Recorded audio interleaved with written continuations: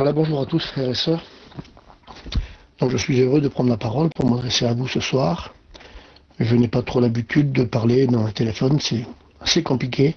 Il n'y a pas le retour d'amen, on n'a pas tout ça, on n'a pas l'ambiance d'une salle. Mais je pense que c'est utile, le moment que nous vivons, le confinement que nous vivons, le souci que nous avons aujourd'hui. Je pense que c'est utile de pouvoir s'adresser à quelques frères et sœurs à la fois. Je sais, d'après ce que j'ai compris, il y a plusieurs régions qui donc réunies. En particulier, on est sur la région parisienne, nous. Et je dis bonjour à toutes les églises qui nous écoutent, tous les frères et sœurs. Je voudrais m'adresser à vous simplement avec mon cœur, partager ce que Dieu a mis sur mon cœur. La parole de Dieu que nous prêchons est une parole vivante, frères et sœurs. Et je pensais à ça avant de vous parler. Je me disais qu'on ne peut pas avoir une trop haute opinion de nous-mêmes quand on parle de Jésus. Quand on parle de lui, on se doit de s'abaisser, de s'humilier, de se sentir tout petit. Parce qu'il est tellement grand. Il a tellement fait de choses, le Seigneur, pour chacun d'entre nous. Mais je suis donc heureux de partager la Bible qui est devant moi. Donc, comme vous pouvez le constater, c'est un petit peu compliqué pour nous par rapport au confinement. Je sais que pendant ce confinement, il y a des frères et sœurs qui ont profité de confiner pour rentrer dans la présence de Dieu, pour avoir des moments de mise à part. Je voudrais vous dire seulement ça, simplement ça. Pendant le premier confinement, il y a quelques mois en arrière, les chrétiens se sont jetés à terre, passez-moi d'expression, se sont mis à genoux pour chercher la présence du Seigneur. Et ceux qui n'étaient pas habitués à faire de l'eschatologie, c'est pas donné un peu à tout le monde, vous comprenez. Les serviteurs de Dieu en particulier connaissent ces choses-là, il n'y a pas de souci. Ceux qui ne sont pas tellement habitués à faire de l'eschatologie ont tout de suite dit le Seigneur vient reprendre son église, il faut tout de suite se mettre à genoux, il faut tout de suite le chercher. Et moi je vous rassure, vous savez, j'attends comme vous le retour du Seigneur. J'attends que le Christ vienne nous chercher. Mais les événements nous montrent, si vous voulez, que, vous savez, dans la Bible, le moment où la parabole des 10 vierges, où justement l'époux vient, à quel moment que l'époux vient? L'époux vient dans la nuit, où tout le monde est en train de dormir. Et il y a quelques mois en arrière, on était tous réveillés, et on voulait tous de la présence de Jésus. Et c'est pas à ce moment-là, en réalité, que le Christ doit revenir chercher son Église. C'est dans le moment d'assoupissement, la Bible dit. Oui, dans l'abandon de la foi. On est attaché plus que jamais aux choses de la terre. Et c'est dans ces moments-là que Jésus va reprendre justement son Église. Alors je vous rassure tout de suite, moi je voudrais que le Seigneur revienne, il n'y a pas de souci. Je pense à nos inconvertis qui ne sont pas encore rentrés dans la grâce. Je prie aussi pour eux, mais j'ai tellement le désir de mon cœur de voir Jésus et nos bien-aimés qui nous ont devancés. Alors je voudrais vous parler un petit peu maintenant du Seigneur, de Jésus. Je voudrais vous parler simplement et vous faire comprendre quel est le personnage que l'on suit. Quel est le personnage qui chemine à nos côtés sur ce petit chemin. La Bible parle de 2 chemins, vous le savez. Elle parle d'un grand chemin et en faisant allusion à ce grand chemin, elle dit qu'il y en a beaucoup qui l'empruntent ce grand chemin. Et malheureusement, c'est un chemin qui mène à la perdition. Et il y a un petit chemin. Et la Bible dit que ce petit chemin-là, il mène à la vie éternelle. Mais c'est quand même assez spécial à mon sens, parce que la parole de Dieu dit qu'il y a très peu qui le trouvent. Et je voudrais vous dire ce soir que c'est merveilleux pour nous. C'est pas réservé à une élite de trouver le petit chemin. S'il y en a très peu qui le trouvent, je voudrais vous encourager avec ces mots-là. Nous l'avons trouvé. Et vous qui écoutez peut-être ce message, je sais que ceux qui sont chrétiens ont trouvé ce petit chemin. Et je voudrais vous dire que celui qui chemine avec nous sur ce petit chemin s'appelle Jésus. Et malgré que peut-être le petit chemin est petit, rocailleux, où il y a des difficultés, où il y a des soucis, ceux qui ont promis un tapis rouge à ceux qui étaient chrétiens, je ne sais pas où ils l'ont trouvé, mais ça n'existe pas dans la parole de Dieu. Justement, le petit chemin est jonché de difficultés, est jonché de problèmes. Mais ce qui est sûr, c'est qu'il nous mène à la vie éternelle. Et je voudrais vous parler de celui qui justement chemine sur ce chemin avec nous. J'ai trié quelques textes sur le volet dans la parole de Dieu. Et je voudrais commencer avec ce texte de la Bible qui a toute son importance. C'est dans l'Apocalypse chapitre 5 et verset 5. Nous savons que c'est par révélation que Jean a écrit l'Apocalypse, révélation. Et nous savons que c'est l'homme que Dieu a choisi pour lui montrer ce qu'allait venir. Et après avoir eu la révélation sur les 7 églises de l'Asie mineure, on se trouve dans le livre de l'Apocalypse chapitre 5 et verset 5. L'apôtre Jean, c'est l'homme de la révélation. Et dans sa révélation, il y a un moment donné où il arrive, la Bible dit, au chapitre 5 et verset 5, il arrive au milieu des vieillards. Vous connaissez ces vieillards de l'Apocalypse, qui nous est représenté comme l'église de Jésus-Christ, qui symbolise l'église de Jésus-Christ. Et je lis le texte pour vous qui est intéressant à mon sens à moi, pour vous montrer quel est le personnage qui chemine à tes côtés. Celui qui te soutient dans tes problèmes, celui qui est avec toi. L'un des vieillards me dit, ne pleure pas Jean. Il y avait justement un livre qui était scellé en dedans et en dehors. Et puis, l'apôtre précise, puis j'ai vu dans la main droite de celui qui est assis sur le trône un livre écrit en dedans et en dehors, scellé de 7 sceaux. Et je vis un ange puissant qui criait d'une voix forte, qui est digne d'ouvrir le livre et d'en rompre les sceaux? Et personne dans le ciel, ni sur la terre, ni sous la terre, ne put ouvrir le livre, ni le regarder. Et puis Jean s'exprime, il dit, je pleurais beaucoup de ce que personne ne fut trouvé digne d'ouvrir le livre, et ni le regarder. Et le passage qui nous intéresse, c'est celui-là, frères et sœurs. Et l'un des vieillards me dit, ne pleure pas, Jean, ne pleure point. Voici le lion de la tribu de Juda, le rejeton de David, a vaincu pour ouvrir le livre et ses 7 sceaux. Et que le nom du Seigneur soit béni. Et si Jean a autant de soucis pour la révélation du livre, puisqu'il a commencé à avoir la révélation sur les 7 églises de l'Asie mineure, là il est devant un problème, et devant ce problème, Jean il se met à pleurer. Je ne connais pas ta situation à toi. Je ne sais pas ce que tu vis, je n'ai pas de révélation particulière. J'ai la parole de Dieu et ça me suffit. Mais ce qui est sûr, c'est que dans le texte de la Bible, où les vieillards s'approchent de Jean pour justement faire entendre leur voix et leur dire « Ne pleure pas, Jean, ne pleure pas, Jean ». J'ai bien envie de te dire ces mots-là. Je le dis encore, je n'ai pas de révélation. Mais je crois à la puissance du Seigneur. Je voudrais employer les mêmes mots que Jésus. Cette veuve qui enterrait son fils unique. Vous la connaissez dans Luc chapitre 7 et verset 13. La veuve de Naïm. Elle avait perdu son mari et elle sortait du village en entraînant son fils qu'elle allait mettre en terre. Et quand Jésus la croise, il emploie les mêmes mots. Il lui dit, femme, ne pleure pas. Alors certains ont dit, c'est de l'audace. Et je voudrais vous dire ce soir que c'est pas de l'audace, c'est de la foi, frères et sœurs. Il faut avoir de la foi pour dire sur une personne qui perd, qui va enterrer son fils unique, ne pleure pas. Mais Jésus, c'était l'homme de foi. Jésus avait la solution à son problème. Il allait justement ressusciter son fils. Et pour cette bonne raison que Jésus a dit à la femme, ne pleure pas. Et j'ai envie de te dire à toi, ne pleure pas ce soir. Je ne sais pas ce que tu vis. Mais peut-être que tu es assis dans ta camping, chez toi, dans ta maison. Peut-être que tu as passé par une difficulté particulière aujourd'hui, il y a quelques mois en arrière, pendant peut-être cette maladie qui fait des ravages partout. Je voudrais employer les mêmes mots. Le même mot que l'ange a employé pour Jean. Ne pleure pas, Jean. Voici le lion de la tribu de Juda.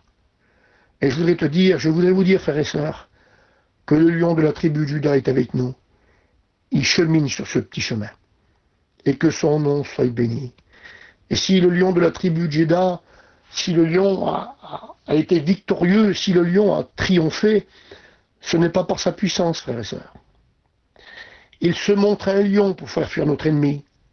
Et il est aussi un agneau pour pouvoir triompher Ce n'est pas avec sa férocité ou sa puissance qui le rend digne d'ouvrir le livre.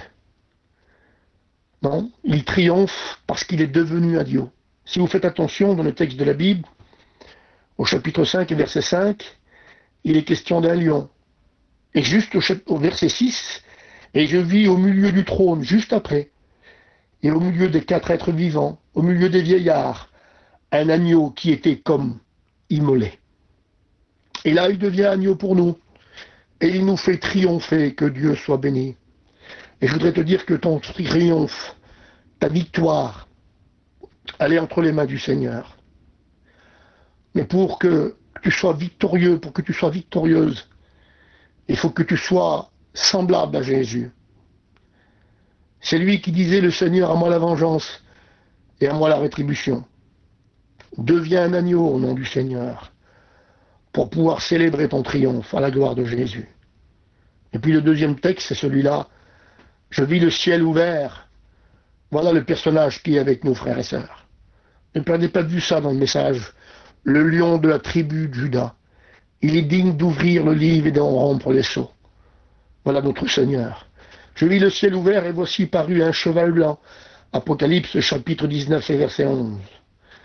Celui qui le montait s'appelait fidèle et véritable. Il juge et combat avec justice. Son nom est la parole de Dieu. Que Dieu soit béni. Il avait sur son vêtement et sur sa cuisse un nom écrit. Roi des rois et Seigneur des seigneurs. Que son nom soit béni. Voilà le personnage qui chemine à nos côtés, le victorieux sur nos vies. Je vous cite ces textes de la Bible pour bannir la crainte qu'il y a en vous. Peut-être la peur. Peut-être que vous tremblez, vous paniquez avec cette maladie qui court partout. Et peut-être que vous avez du mal à vous retrouver encore. Mais je voudrais vous encourager avec ce mot-là. Celui qui vit en nous est plus puissant que celui qui vit dans le monde, à savoir Jésus-Christ. Il est notre héros. Il triomphe pour chacun d'entre nous. Que l'on a 30 ans de baptême ou 40 ans ou que l'on soit un jeune converti, ça ne change rien pour le Seigneur. À partir du moment où notre cœur lui appartient, alors le Christ est prêt à se lever dans nos cœurs comme un héros pour triompher pour chacun d'entre nous. Voilà le personnage qui chemine sur ce petit chemin. Et en parlant de ce petit chemin, je sais que c'est pas facile pour tout le monde. Et puis peut-être que, sans révélation, mais je m'adresse à toi, peut-être que sur ce petit chemin, tu es en train de te faire mal. Tu es en train de réfléchir. Tu as peut-être envie de faire marche arrière. Peut-être envie de reculer. Je voudrais t'encourager.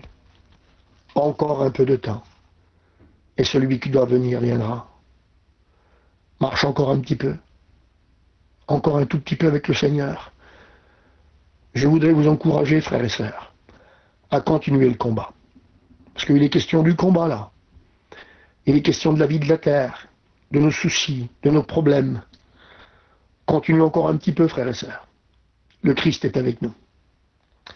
Il est fidèle et juste. Il chemine avec nous, le Seigneur. Et je lisais ce texte de la parole qui est contraire, si vous voulez, à Apocalypse chapitre 5 et verset 5. C'est dans l'épître de Pierre, chapitre 5 et verset 8. La première épître de Pierre. Les prédicateurs connaissent ce texte où il est dit « Soyez sobres, votre adversaire, le diable, rôde. » Et si vous faites bien attention aux paroles, ils sont intéressantes pour nous. Votre adversaire, le diable, rôde comme un lion rugissant. Et si vous faites bien attention, dans ce texte de la Bible, le diable, c'est un usurpateur. C'est un imitateur. Il est dit qu'il est comme un lion. Et la différence, avec Apocalypse chapitre 5 et verset 5, Jésus, il est le lion de la tribu de Juda. Le diable est comme un lion. Mais ce n'est pas un lion, frères et sœurs. C'est un usurpateur. Il a pris une apparence, mais c'est pas un lion. Il est comme, mais c'est pas le lion. Celui qui chemine avec nous, c'est le lion de la tribu de Juda. Et ça, faut jamais l'oublier. Peut-être que vous êtes placé au plus fort du combat pendant que je vous parle. Peut-être que vous commencez à baisser les bras. N'oubliez jamais que le lion est avec vous. Le victorieux sur nos vies. C'est avec avec vérité que je vous dis ces mots-là. J'ai eu l'occasion de réaliser ce texte de la parole, où à un moment donné dans ma vie, il a fallu que je mette à l'avant justement le lion de la tribu de Juda. Et pour pouvoir mettre le lion de la tribu de Juda à l'avant, il faut nous, frères et sœurs, rester comme un petit agneau. Il faut lui ressembler. Il faut laisser le Seigneur faire. Il faut laisser le Seigneur défendre ta cause. Il faut laisser le Seigneur combattre pour nous. Il faut vivre notre combat. Le combat qu'on a vie, c'est une vie de sanctification, une vie de mise à part. Et c'est Jésus qui combat pour nous. Rappelez-vous les Hébreux dans le désert, où il y a un moment donné, si vous voulez, un inconverti, un Égyptien, avait reconnu que leur Dieu était descendu des flammes de feu de la nuée pour combattre pour eux. Les inconvertis reconnaissent qu'on a un Dieu qui combat pour nous. Et ça, il ne faut jamais l'oublier. Et en lisant la parole de Dieu tout à l'heure, j'ai pensé aux 3 Hébreux. Vous les connaissez, les Hébreux? Dans le livre de Daniel, ces 3 jeunes garçons, avec Daniel, 4e, la Bible dit que le roi Nebuchadnezzar, après avoir fait ses conquêtes, était un combattant, le roi. Et après avoir assiégé Jérusalem, il donna des ordres à ses généraux d'emmener des jeunes garçons captifs, des jeunes garçons nobles, de la noblesse, des garçons du royaume, des garçons intelligents et beaux de figure. Et d'après l'histoire, je lis un petit peu l'histoire, on ne trouve pas ça dans la parole, mais l'histoire nous dit que Daniel et ses compagnons avaient à l'époque pas plus qu'entre 15 et 17 ans. C'était des jeunes garçons, vous comprenez? Ils étaient en bas âge. Et je voudrais vous rappeler quelque chose ici. Si je vais vous parler un peu du texte de Daniel, c'est parce que ces jeunes garçons qui avaient grandi à Jérusalem, qui avaient grandi dans les foyers chrétiens, ces jeunes garçons étaient là, en proie au tourment peut-être, dans un endroit qui n'était pas le leur, dans une terre inconnue. Nebuchadnezzar, qui nous représente le diable, avait jeté un filet sur eux. Et il les avait pris dans son filet, il les avait amenés dans son royaume. Il voulait les éduquer à sa façon, lui, c'est ce que le diable veut, frères et sœurs. Le diable veut faire de nous des gens de la terre, des gens qui s'attachent au monde, des gens qui courent après le travail, des gens qui courent dans les magasins à droite, à gauche. Ben, je voudrais vous dire que Dieu veut faire de nous, non pas des citoyens de la terre, mais des citoyens des cieux, des gens de la maison de Dieu, et que son nom soit béni. C'est ce que nous sommes, et c'est ce que vous êtes, frères et sœurs. Et vous connaissez l'histoire, je vais vous la raconter, je vais vous la brosser un petit peu, parce qu'elle est longue. Le roi Nebuchadnezzar, qui représente le diable, avait un jour organisé un grand festin, parce qu'il avait érigé dans la vallée de Dura une statue d'or qui faisait 30 mètres de haut sur 3 mètres de large. Et il avait convié tout le gratin de son royaume, tous les proconsuls, tous les généraux, tous les ministres et tout ce que vous voulez. Il avait invité tout ce beau gens, tout le gratin si vous voulez. Et puis il y a un moment donné où un homme s'est levé. Un homme s'est levé parce que c'est ce que le diable veut faire. Le diable nous tend des pièges. Un homme s'est levé et a crié à haute voix. Et il a dit ce jour-là, au son des instruments, que tous ceux qui étaient là, même le beau monde en réalité, devaient se mettre à genoux devant la statue et l'adorer. Et il y avait les compagnons de Daniel, les 3 Hébreux, Shadrach, Meshach et Abednego, vous les connaissez. Et juste pour vous les citer, il y avait ces 3 jeunes garçons qui n'avaient pas reçu peut-être, c'était pas des hommes extraordinaires, mais ils avaient reçu un enseignement chez eux. Ces eux, c'était des foyers où résidait la présence du Seigneur. Ils étaient habitués à voir les mères, prier, à entrer dans le temple, sacrifier. Ils voyaient des hommes fidèles à longueur de journée. Et ces 3 Hébreux, devant la sentence qui était tombée, n'ont pas plié les genoux devant la statue. Et on est venu rapporter au roi. On est venu dire au roi, roi, les Hébreux que tu as choisis ne sont pas pliés devant ta statue. Et puis le roi est entré dans une colère, d'après l'expression de la parole. Et le roi a ordonné qu'on chauffe la fournaise. Et l'expression du roi, c'était celle-ci: que l'on chauffe la fournaise 7 fois plus fort que d'habituel. Et on a acheté ces 3 hommes, ces 3 Hébreux dans le désert, qui étaient là, dans le feu. Et ces Hébreux, qui étaient des jeunes garçons, n'ont pas plié les genoux devant l'ennemi. Et la parole de Dieu nous dit qu'à un certain moment donné, on est venu se rendre compte, on est venu voir, on a approché de la fournaise. Et c'est tellement intéressant de dire, les hommes qui ont jeté ces 3 jeunes garçons dans la fournaise, la Bible dit qu'à la puissance des flammes, les hommes sont morts, ils ont perdu la vie. Et quand le roi s'est approché de la fournaise, la Bible dit qu'il est rentré dans une colère, une fureur. Il a dit, on a jeté 3 hommes dans la fournaise, et j'en vois un quatrième personnage, un 4e homme. Et ce 4e personnage, frères et sœurs, je voudrais vous dire qu'il est avec nous. Je voudrais te dire qu'il est avec toi. Le 4e personnage, c'est Jésus-Christ. Et on a reconnu qu'il avait un visage pas comme les autres. Le roi a reconnu qu'il avait un visage de fils des dieux. Et je voudrais vous dire cela. Je voudrais vous dire que je ne sais pas par quel problème que tu passes de la vie, par quel découragement que tu vis. Mais je voudrais te dire que même si tu rentres dans le feu, le 4e personnage, il est capable de rentrer dans le feu avec toi. S'il est le lion pour vaincre et pour ouvrir le livre, il est l'agneau qui donne sa vie, il verse son sang pour l'humanité, il est celui qui rentre aussi dans le feu, il ne permet pas qu'aucun de tes cheveux soit touché. La Bible dit qu'il marche au milieu des flammes avec ces 3 jeunes garçons. Voilà le miracle. Il est rentré dans le feu avec eux.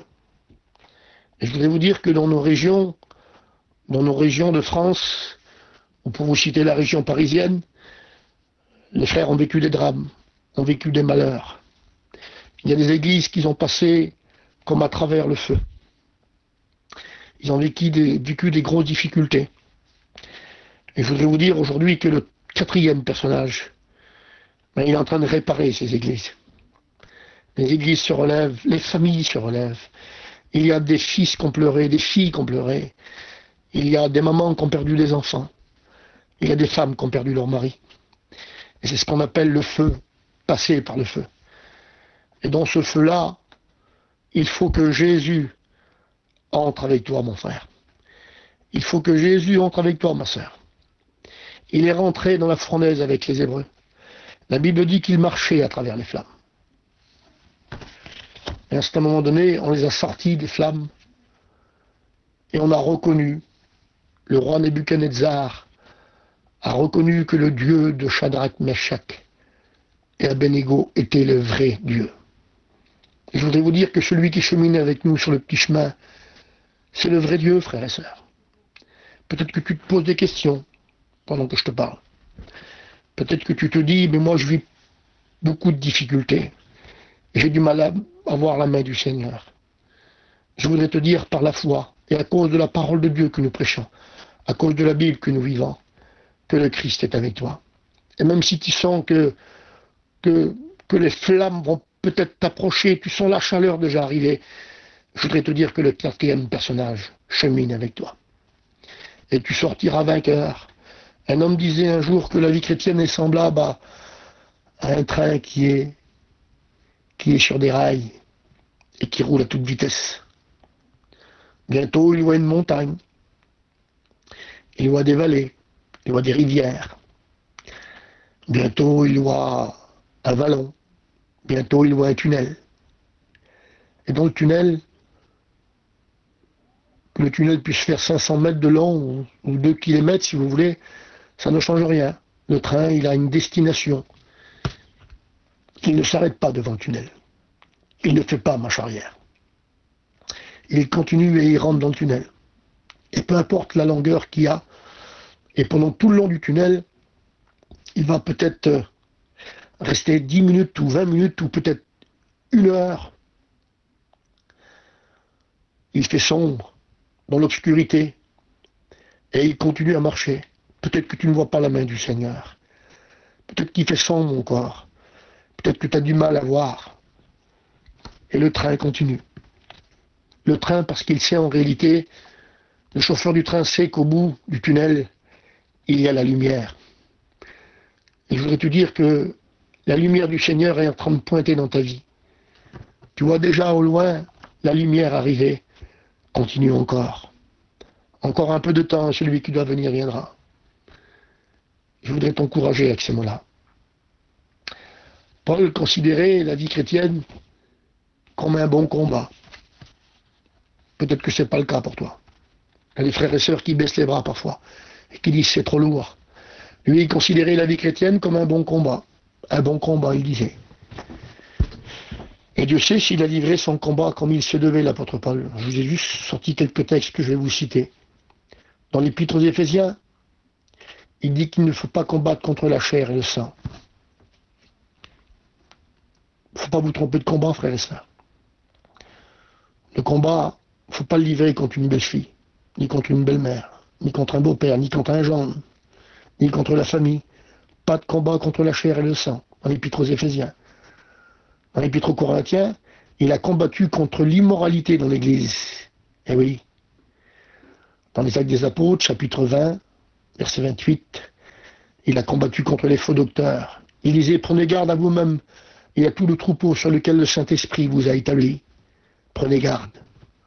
Dans l'épître aux Galates, il a combattu contre la déformation de l'Évangile. Il disait qu'il n'y a pas d'autre évangile. Il disait que même si un ange viendrait vous apporter un autre évangile que celle que nous vous avons annoncée, qu'il soit anathème, qu'il soit rejeté. Il disait que l'évangile qu'il avait reçu ne venait pas des hommes, mais venait du Seigneur Jésus, que son nom soit béni. Il a combattu dans l'épître aux Romains contre la mondanité. Il disait, ne vous conformez pas au siècle présent. Enregistrez, je vous en supplie. Ne vous conformez pas au siècle présent. Mais soyez renouvelés par l'intelligence de votre esprit. Et il termine sa course au milieu des épreuves. Et on arrive dans l'épître à Timothée, chapitre 4, verset 7. Où l'apôtre Paul va terminer sa course au milieu des épreuves. Et il a pour compagnon son jeune gars qu'il a formé, Timothée, son jeune poulain. Et quand on vit à côté d'un homme comme l'apôtre Paul, on a envie de savoir, on a envie de comprendre, on a envie de connaître quelle a été sa vie. Pardonnez-moi que je ne veux pas choquer personne, mais on a dit du frère de Cossack quand il est parti, quel dommage. On n'a pas assez profité de lui, on aurait dû s'asseoir et l'écouter parler.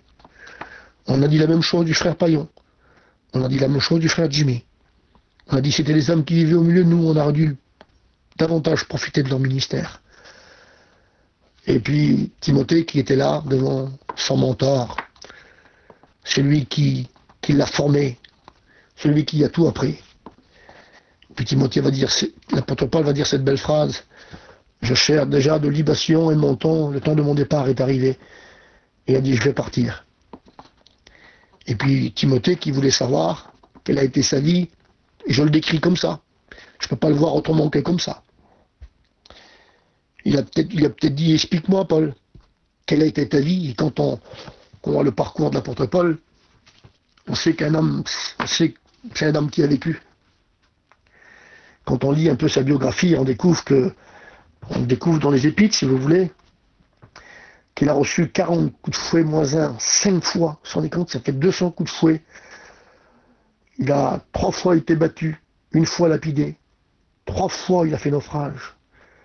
Il a resté 1 jour et 1 nuit dans l'abîme. Il a été en péril sur les fleuves, en péril de la part des brigands, en péril de la part de ceux de sa nation, en péril de la part des païens, en péril dans les villes, en péril dans les déserts, en péril sur la mer, en péril parmi les faux frères.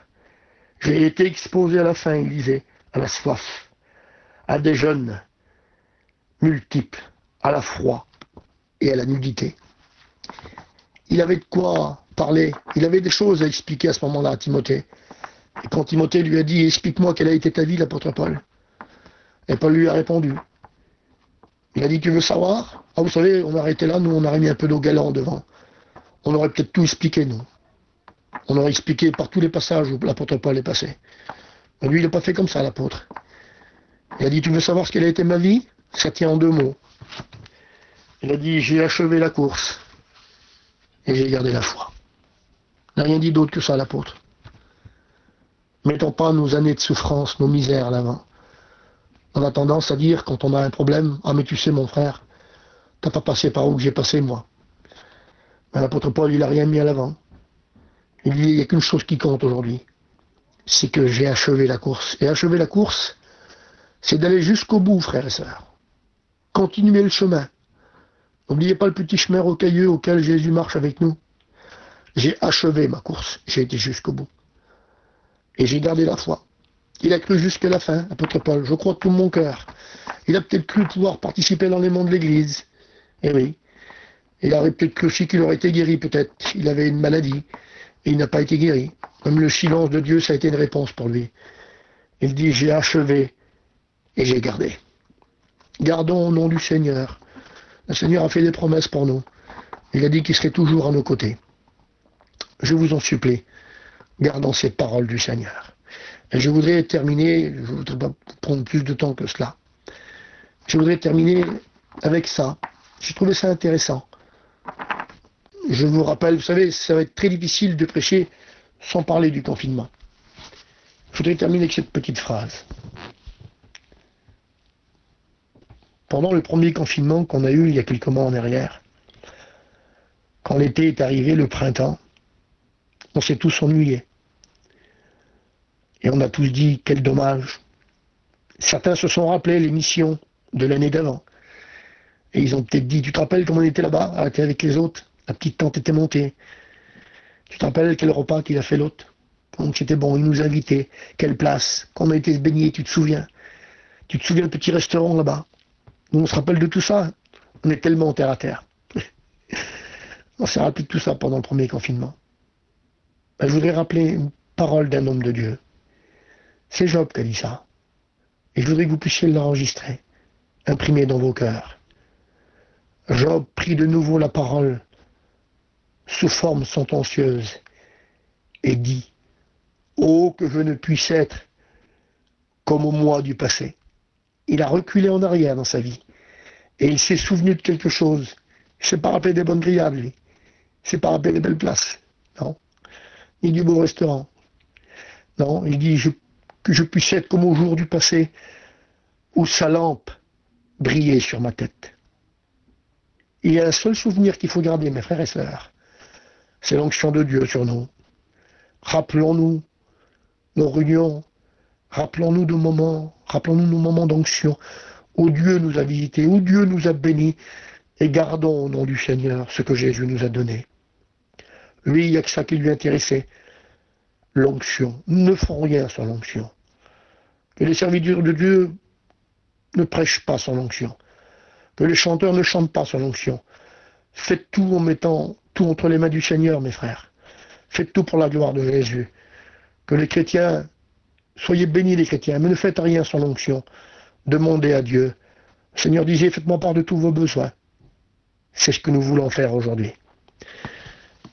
Pendant ce temps de confinement, je vous encourage à la fidélité, à la prière, à la lecture de la parole. Que Dieu vous bénisse. Merci pour le temps que vous m'avez consacré. Je voulais partager ça avec vous. Que Dieu vous bénisse. Merci mes frères. Je fais une petite prière. Merci mon Seigneur. Merci pour tous ceux qui ont écouté la parole de Dieu. Merci pour ceux qui ont écouté ce message. Et nous voulons nous rappeler, Seigneur, que tu es le lion de la tribu de Juda pour faire fuir mon ennemi, mais que tu es aussi l'agneau pour le faire triompher dans la gloire. Merci, mon Père. Tu es aussi le 4e homme qui entre avec moi dans la fournaise, et peu importe le problème que je vis, l'essentiel pour moi, c'est que tu sois à mes côtés. Bénis ceux qui ont entendu ce message. Bénis mes sœurs, bénis mes frères, ainsi que les serviteurs de Dieu. Au nom de Jésus. Amen. Amen. Bonsoir à tous, frères et sœurs.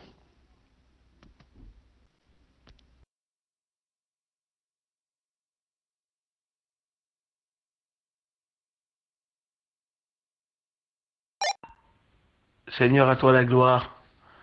Nous te célébrons ce